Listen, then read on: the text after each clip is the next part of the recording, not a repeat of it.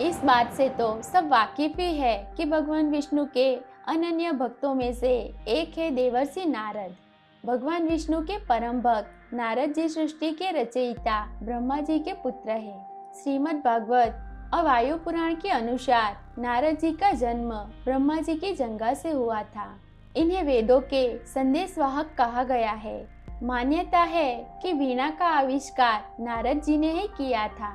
आज हम आपको नारद जी से जुड़ी एक ऐसी कथा के बारे में बताने जा रहे हैं जिसमें बताया गया है कि भगवान विष्णु ने कैसे उनके घमंड का एहसास करवाया।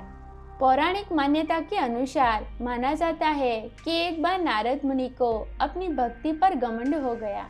ये बात भगवान विष्णु समझ गए थे और उन्होंने एक दिन नारद मुनि से कहा कि मेरा सबसे प्रिय भक्त एक किसान है।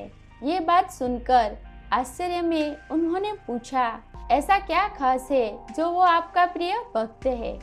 विष्णु भगवान ने उन्हें पूरा दिन किसान के साथ बिताकर आने के लिए कहा।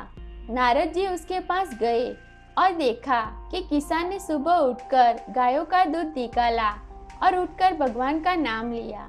इसके बाद जब वे खेतों में काम कर रहा था तब उसने फसल काटते हुए प्रभु को याद किया।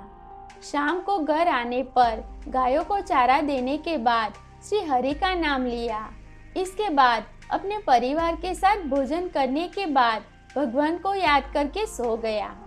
नारद मुनि वापस भगवान विष्णु के पास आए और उनसे कहा कि प्रभु, वो ठीक विधि से आपका नाम भी नहीं लेता है, सुबह उठकर आपकी ठीक से पूजा भी नहीं करता है।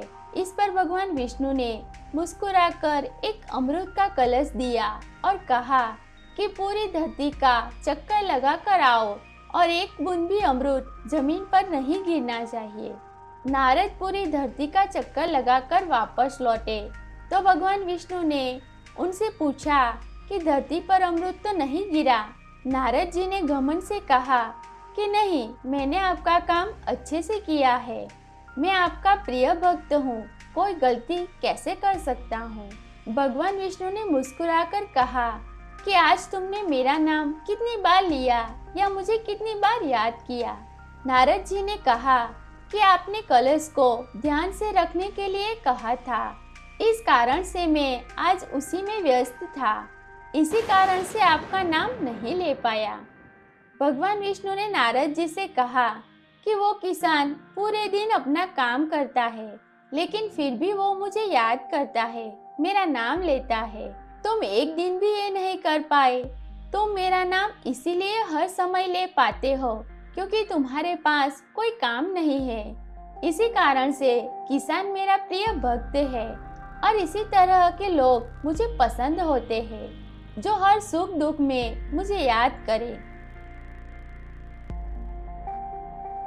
वीडियो अच्छी लगी तो लाइक करें और हमारे चैनल को सब्सक्राइब करें।